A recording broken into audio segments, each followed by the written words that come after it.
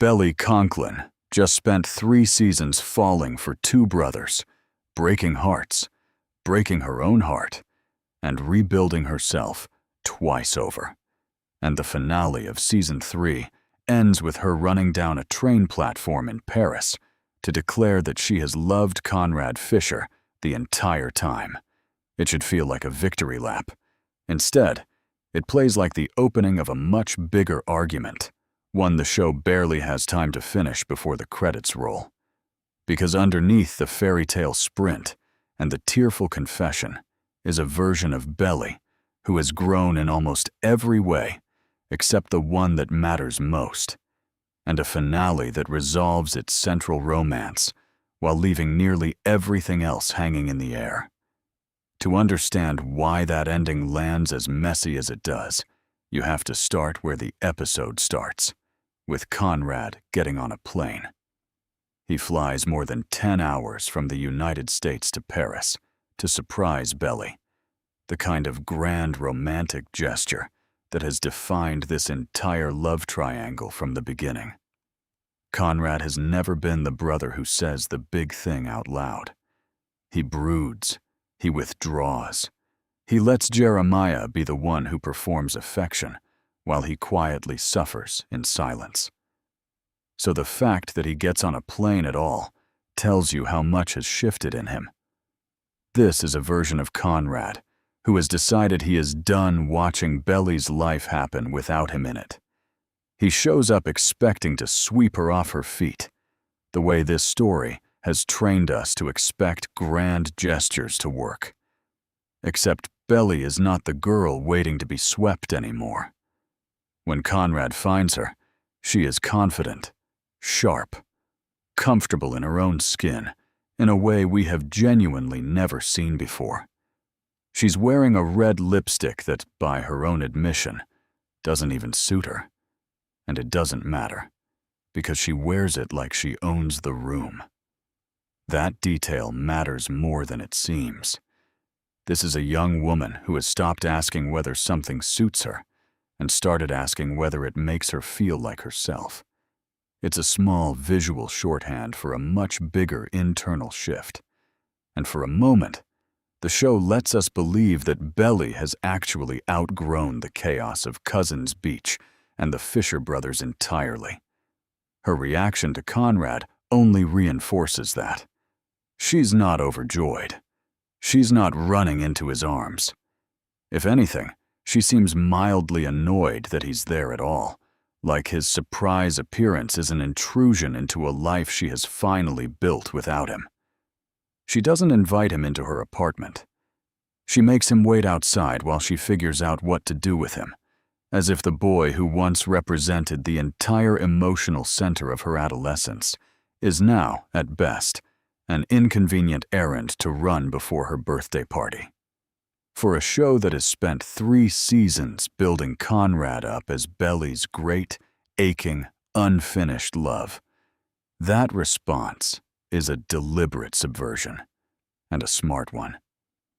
It tells us that Paris Belly and Cousins Beach Belly are, for the moment, 2 different people. The trouble is that the episode doesn't seem to trust that transformation to hold. It wants both things at once, a Belly who has moved on completely, and a Belly who falls right back into Conrad's orbit by the end of the same day. That whiplash starts almost immediately, because instead of dealing with jet lag or a shower or literally anything a person might need after a transatlantic flight, Conrad gets whisked into what can only be described as the most impossible single day of tourism in Paris history. In the space of 1 afternoon, Belly manages to take him to Sacré-Cœur, the Louvre, and Versailles, 3 locations that in reality would eat an entire day each on their own, let alone all together, let alone before an evening birthday party. It's the kind of compressed, dreamlike itinerary that only exists in a montage, and that's exactly the point. The show isn't trying to depict a realistic day in Paris. It's trying to depict a fantasy. the idea of Paris, the postcard version, stitched together specifically so that Conrad and Belly can walk through beautiful backdrops while their relationship quietly resets underneath the sightseeing. It's less about geography and more about tone. Everything here is heightened, romantic, slightly unreal, because the show wants you emotionally primed for what's coming later that night. Before the party even starts, Conrad finally gets a look inside the life Belly has built for herself. And it's a life that raises its own quiet questions.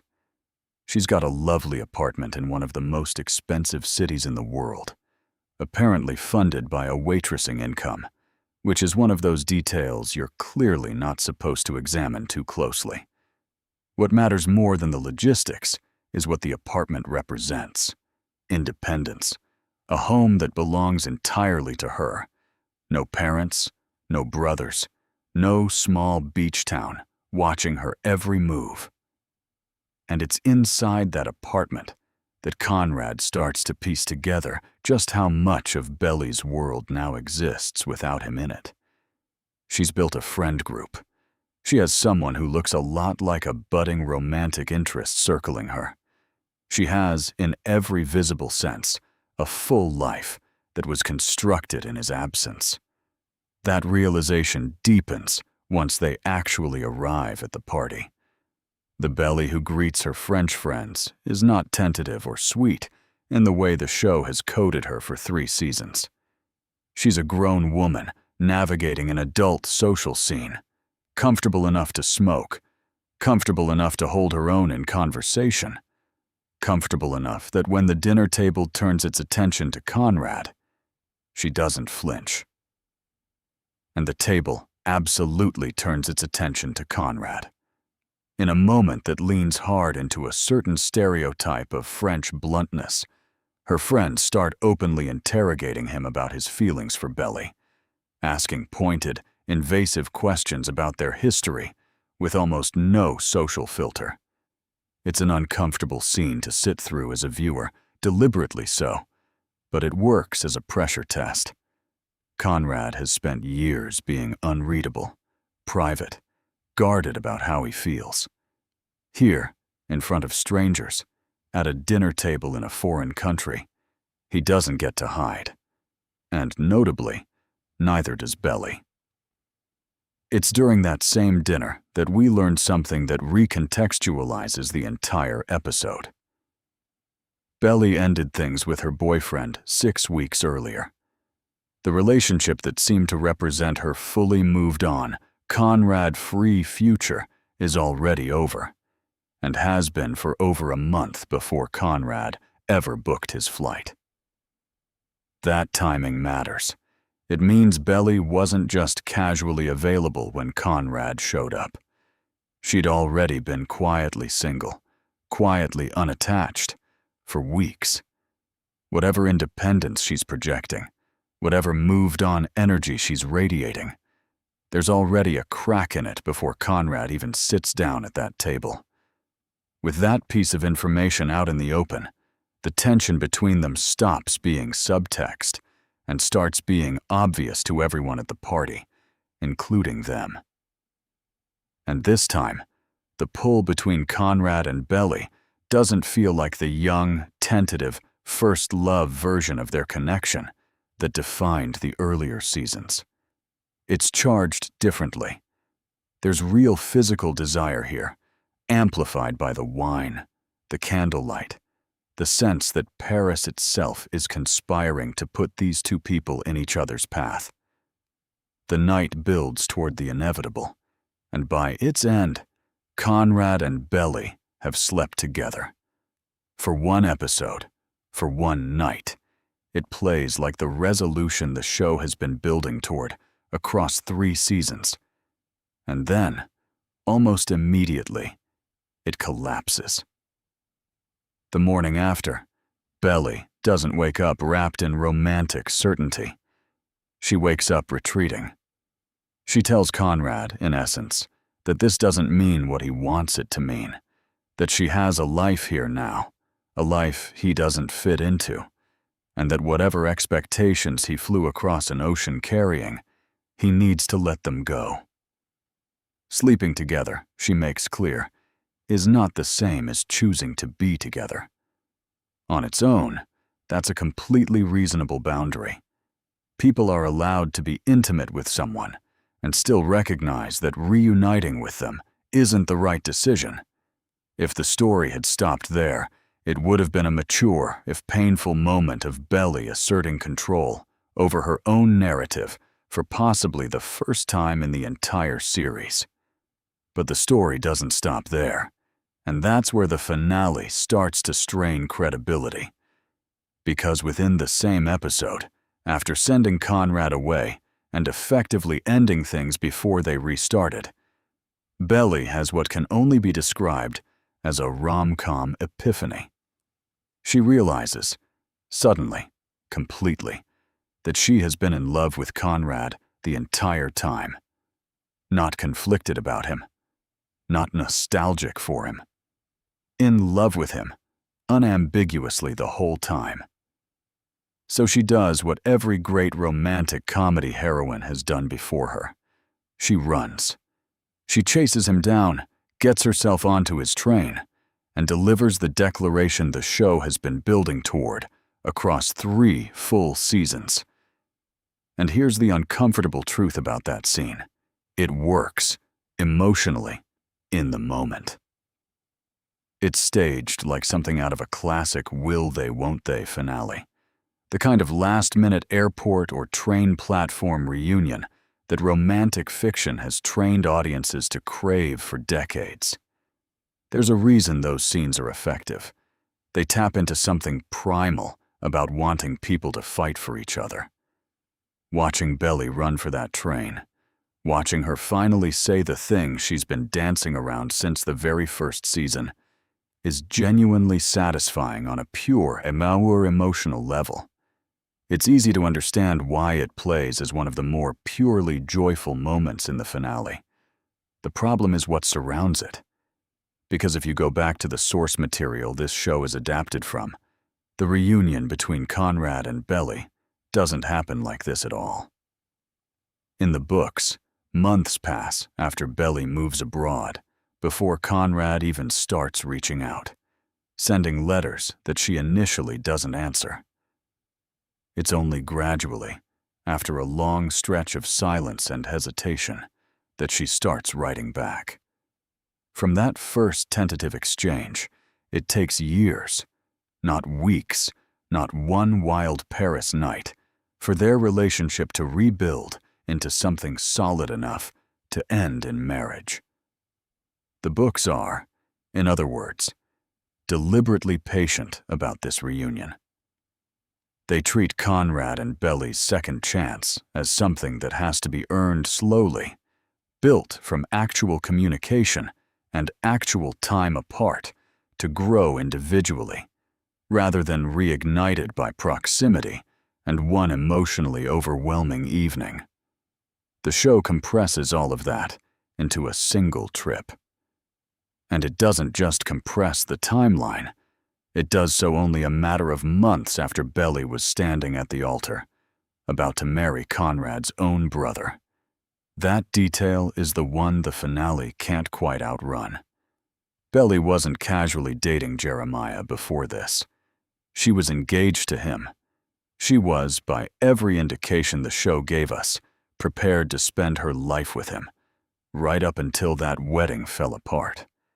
And now, mere months later, she's declaring that she was always in love with Conrad. Not that she's discovering new feelings, not that Paris changed something in her, but that the feelings were there the entire time, underneath an engagement to his brother. If that's true, it raises an uncomfortable question the finale never really wants to sit with. What exactly was she doing with Jeremiah for 4 years? And why did it take almost marrying him to admit the truth to herself? To the show's credit, it doesn't let Belly off the hook entirely. In a moment of genuine self-awareness, She acknowledges that she is, in some sense, the villain of this particular story. That's a rare thing for a romantic lead to say about herself, and it deserves some credit as a piece of writing. It shows a character capable of recognizing the wreckage she's left behind, rather than pretending it doesn't exist. But acknowledging the damage isn't the same as repairing it, and the finale doesn't really give Belly the space to do anything with that admission beyond simply naming it. She says the quiet part out loud, and then the story moves on, as if the confession itself was the resolution, rather than the beginning of one.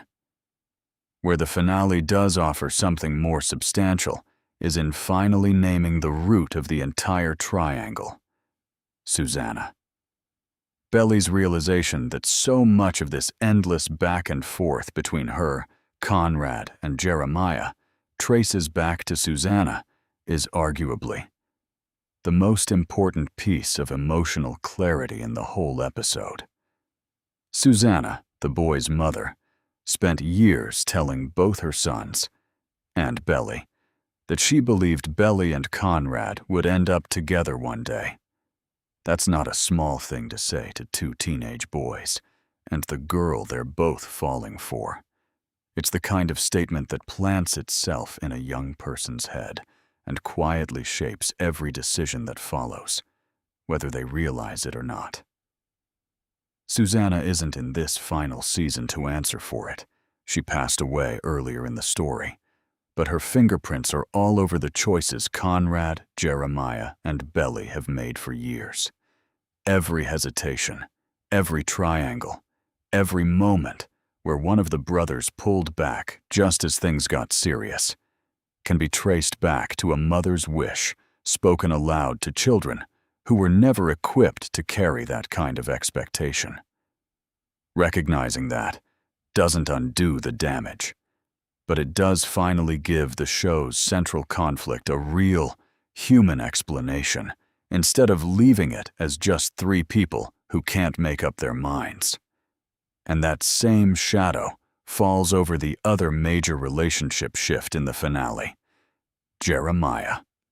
While Conrad and Belly are working through their reunion in Paris, Jeremiah is apparently starting something new with a colleague of Stephen's, Belly's brother. On its own, that would be a fine, low-key way to give Jeremiah forward momentum. The problem is the timing and the setup. Just a couple of episodes earlier, this same character seemed to be circling Stephen himself, not Jeremiah. There was no meaningful build-up establishing a connection between her and Jeremiah before this sudden pairing appears, fully formed, right as the show needs somewhere convenient to park him so the audience doesn't feel too guilty about Conrad and Belly's reunion.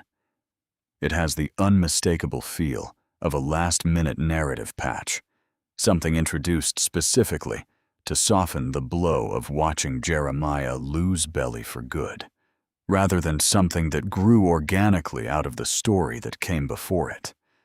And if you sit with that pairing for even a moment, it opens up an uncomfortable question about Jeremiah himself.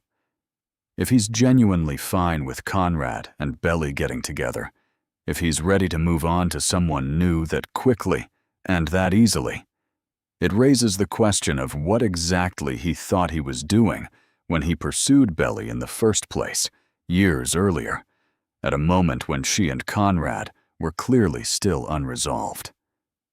If moving on is this simple for him now, it suggests the earlier chapter of this triangle, the one where Jeremiah stepped in and built years of a relationship with Belly, deserved more interrogation than the show ever gave it.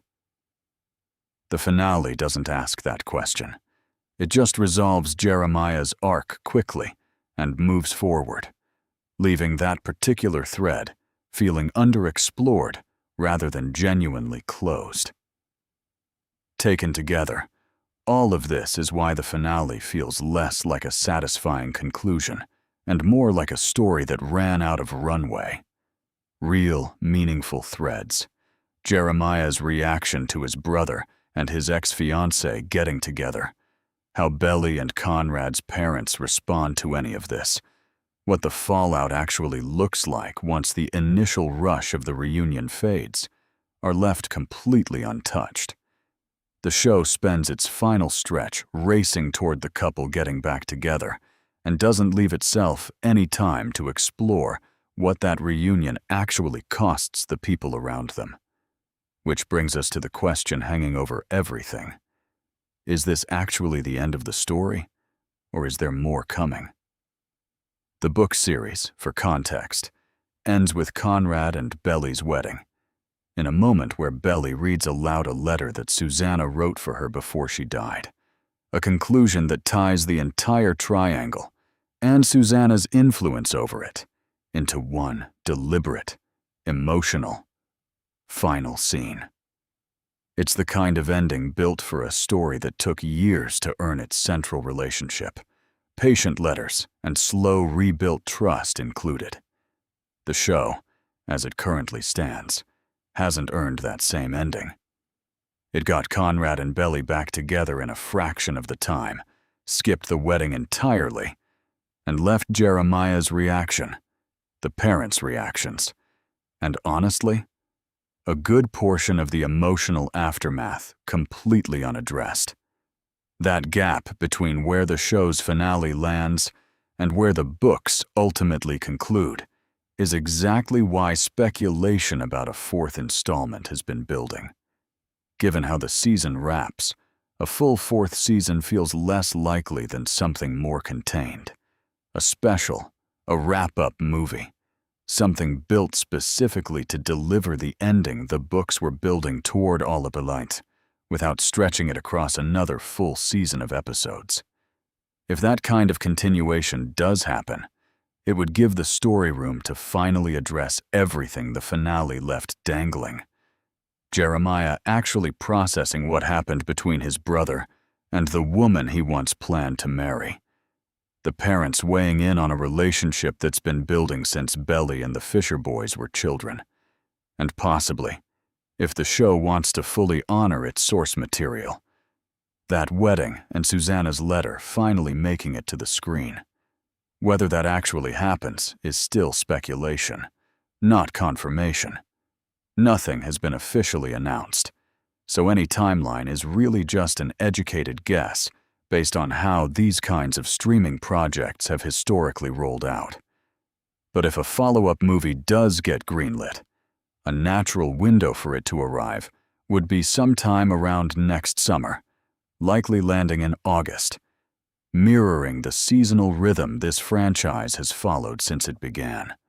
That would also track thematically, giving the story one more summer to close itself out properly, the same way it opened. Until there's an official announcement, all of this remains theory built on a finale that raised more questions than it resolved.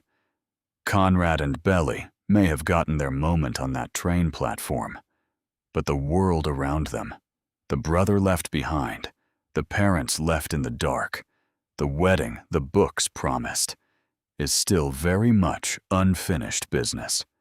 So now it's your turn. Did that ending feel earned to you, or did it feel like the show sprinted to the finish line just to get Conrad and Belly together in time? And more importantly, do you think Jeremiah deserved better than a rushed new romance to smooth things over? Drop your take in the comments.